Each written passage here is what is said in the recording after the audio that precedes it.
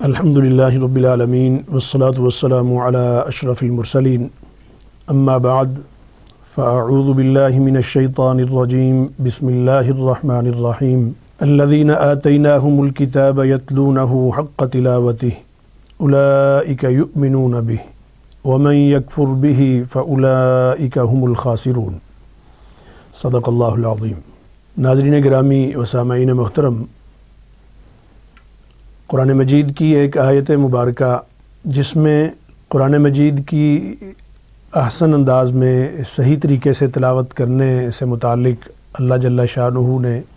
اس کی اہمیت اور فضیلت بیان فرمائی ہے۔ ابھی تلاوت کی گئی ہے یہ آیت مبارکہ، جس میں خاص طور پر اللہ تعالیٰ نے قرآن مجید کی صحیح تلاوت کرنے سے متعلق ارشاد فرمایا ہے۔ تو قرآن مجید کی تلاوت کرنا یہ ہر مسلمان کے لیے یہ بہت بڑی سعادت ہے۔ مسلمانوں پر اللہ تعالیٰ کا انعام ہے کہ اللہ تعالیٰ نے انہیں اپنی عظیم کلام سے نوازا ہے، اور اس کی تلاوت کرنا، اس کو پڑھنا، اس کو سیکھنا،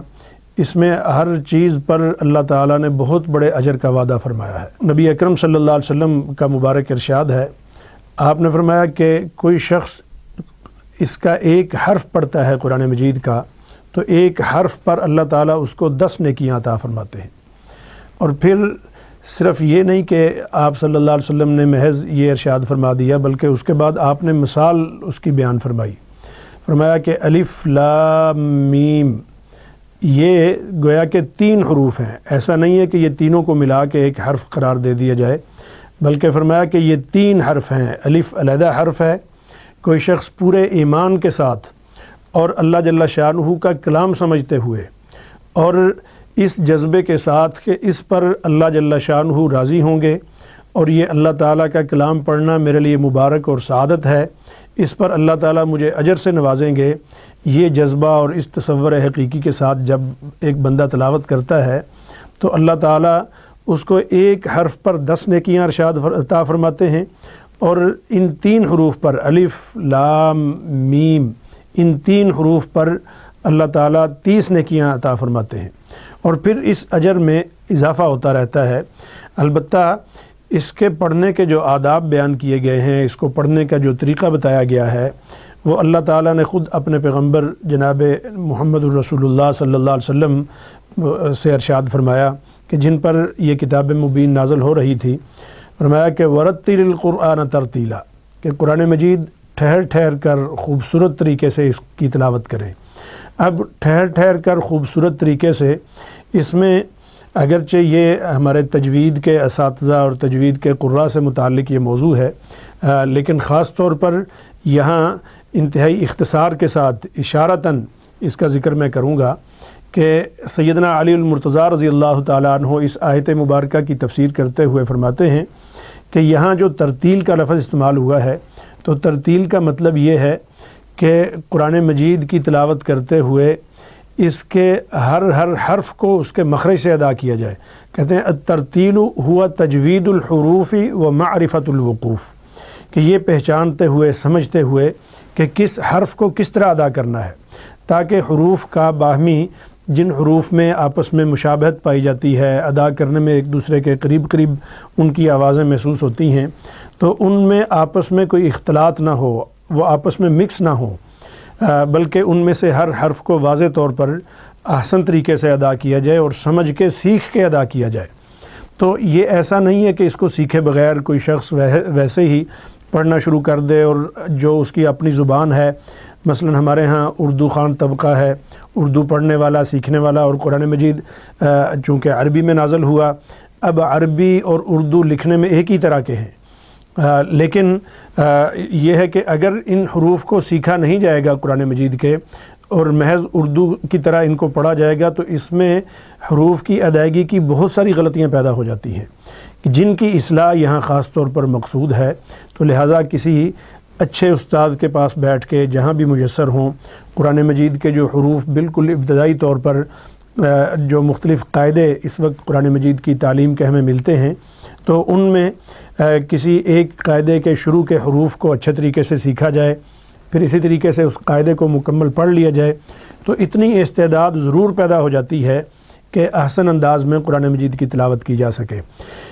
ایسا شخص جو اچھی تلاوت کرتا ہے، قرآن مجید میں تلاوت سیکھ کے کرتا ہے اور پھر آہستہ آہستہ وہ اس قابل ہو جاتا ہے کہ وہ دوسروں کو سکھائے، اس کی بڑی شان حدیث مبارکہ میں بیان ہوئی ہے۔ اللہ کے رسول صلی اللہ علیہ وسلم نے فرمایا، سیدہ عائشہ رضی اللہ تعالیٰ عنہ راویہ ہیں، صحیح بخاری کی روایت ہے، سیدہ عائشہ رضی اللہ تعالیٰ عنہ بیان کرتی ہیں کہ حضور نبی اکرم صلی اللہ علیہ وسلم نے فرمایا، الماہر فی القرآن مع السفرۃ الکرام بررہ، کہ جو قرآن مجید کا ماہر ہے اس کا تو بڑا بلند مقام ہے، وہ تو اللہ جل شانہ کے ہاں معزز فرشتوں کے ساتھ اس کا مقام و مرتبہ ہے۔ اور یہاں معزز فرشتوں سے مراد خاص طور پر وہ فرشتے ہیں جو قرآن مجید کی اس لوح کو، لوح محفوظ کو جو اٹھائے ہوئے ہیں، تو ایسے فرشتوں کے ساتھ اللہ تعالیٰ ایسے ماہر کا شمار فرمائیں گے۔ ظاہر ہے اس کا اندازہ بندہ اگر دنیا کے انعامات اور دنیا کا اکرام، دنیا کے مال و دولت یا دنیا کا سامان و تعیش اور یہاں جو انعامات دیے جاتے ہیں ان کو سامنے رکھتے ہوئے جب کرتا ہے تو یہ بہت بڑا انعام ہے کہ جو اللہ جل شانہ کی طرف سے جب انسان کو حاصل ہوگا تو اسی وقت اس کو اس کا احساس ہوگا اور خوشی ہوگی، اور اس خوشی کا کیا تصور ہوگا، یہ ظاہر ہے اس دنیا میں کوشش کرنے سے ہی بندہ اس مقام تک پہنچ سکتا ہے۔ اگر کوشش نہیں کرے گا، اس کی طرف توجہ نہیں دے گا تو ظاہر ہے بہت بڑے ایسے مقام سے وہ محرومی کا وہ سبب بنے گا۔ دنیا میں انسان چھوٹی چھوٹی چیزوں کے لیے کوشش کرتا ہے، والدین کی کوشش ہوتی ہے کہ ہمارا بچہ جس سکول میں پڑھتا ہے یا جہاں تعلیم حاصل کرتا ہے وہاں کم از کم یہ اس کا نام ان نمایاں اسٹوڈنٹس میں ہونا چاہیے، ان نمایاں بچوں میں ہونا چاہیے کہ جنہیں کلاس میں پرائز ملتے ہیں، جنہیں کلاس میں انعامات ملتے ہیں۔ اور جب کبھی کسی بچے کو انعام ملتا ہے وہ بڑا خوش ہوتا ہے، گھر لے کے آتا ہے، لا کے اسے الماری میں سجایا جاتا ہے، تو جب کہ یہ انعام وہ ہے کہ جس کا اللہ تعالیٰ خود اپنی طرف سے اعلان فرما رہے ہیں، حضور نبی اکرم صلی اللہ علیہ وسلم نے ہمیں بتایا ہے، اور یہ انعام اللہ تعالیٰ عطا فرمائیں گے۔ اگرچہ بہت سارے اعزازات ہیں اس سلسلے میں، لیکن خاص طور پر قرآن مجید سیکھنے والوں سے متعلق اور قرآن مجید سکھانے والوں سے متعلق کہ جنہیں اللہ تعالیٰ اس میں مہارت کا شوق عطا فرماتے ہیں اور وہ پھر پڑھتے سیکھتے محنت کرتے کرتے وہ اس قدر ماہر ہو جاتے ہیں کہ انہیں خود بھی قرآن مجید پڑھنے پر اور قرآن مجید کے سمجھنے پر ایک عبور حاصل ہوتا ہے، اور اسی طرح وہ دوسروں کو سکھانے کا بھی جذبہ رکھتے ہیں کہ اللہ تعالیٰ کی رضا کا حصول بھی ہو اور اللہ جل شانہ کی اس مبارک کلام کی اشاعت بھی ہو۔ تو اس حدیث مبارکہ میں پھر آگے ساتھ یہ بھی ارشاد فرما دیا گیا تاکہ ایسے لوگ جو محنت تو کرتے ہیں لیکن محنت کرنے کے بعد اگر کوئی اس میں مہارت حاصل نہیں کر سکتا، اس کا کوئی عذر تھا، وہ کسی عمر کے ایسے حصے میں اس کو موقع ملا کہ جہاں وہ مہارت حاصل کرنے کا پھر آگے اس کو موقع میسر نہیں آ سکا،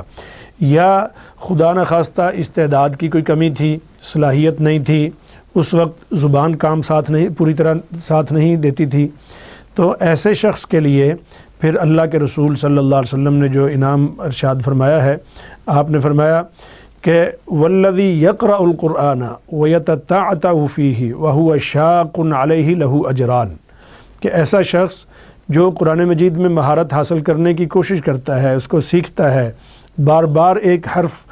اچھے طریقے سے پڑھنا چاہتا ہے، لیکن جب اس سے پڑھا نہیں جاتا تو اس کی طبیعت پر بڑا شاق گزرتا ہے، اس کو دل ہی دل میں بڑی تکلیف محسوس ہوتی ہے، اور وہ حسرت کرتا ہے کہ کاش میں بھی یہ اس طرح پڑھ سکتا جس طریقے سے جو ہے وہ فلاں صاحب اچھے ماہر پڑھ رہے ہیں، تو ان کے متعلق وہ اپنے دل ہی دل میں جذبہ رکھتا ہے کہ کسی اچھے ماہر قرآن کی طرح میں قرآن مجید پڑھ سکتا، کسی اچھے ماہر قرآن کی طرح میں اس کو بیان کر سکتا۔ تو یہ جذبہ وہ اپنے اندر رکھتے ہوئے جب وہ سیکھتا ہے، اس کے باوجود جب وہ اس طرح نہیں پڑھ سکتا تو اس کے نہ پڑھنے کی وجہ سے، نہ پڑھ سکنے کی وجہ سے اور دل ہی دل میں تکلیف محسوس کرنے پر اللہ تعالیٰ اس کو 2 گنا اجر عطا فرماتے ہیں۔ تو اس اعتبار سے یہ ہم سب کے لیے دعوت ہے کہ ہمیں رمضان المبارک کی ان سعادتوں میں کہ جب قرآن مجید اور رمضان المبارک ساتھ ساتھ چل رہے ہیں اور اللہ تعالیٰ نے بہت بڑا موقع عطا فرمایا ہے قرآن مجید کے ساتھ نسبت کا، تعلق کا، اور اس کے سیکھنے کا، اس کو سننے کا، اس کو پڑھنے کا، تو ایسے میں ہم یہ عزم کریں کہ ہم نے قرآن مجید اس طرح سیکھنا ہے کہ اپنی بقیہ زندگی پوری کی پوری ہم قرآن مجید سیکھتے رہیں، تاکہ ایک وقت آئے کہ ہم اچھے ماہر بن جائیں، ورنہ اللہ جل شانہ کے ہاں 2 گنا اجر کے ہم مستحق ہو سکیں۔ اللہ تعالی ہمیں اس کی توفیق نصیب فرمائے۔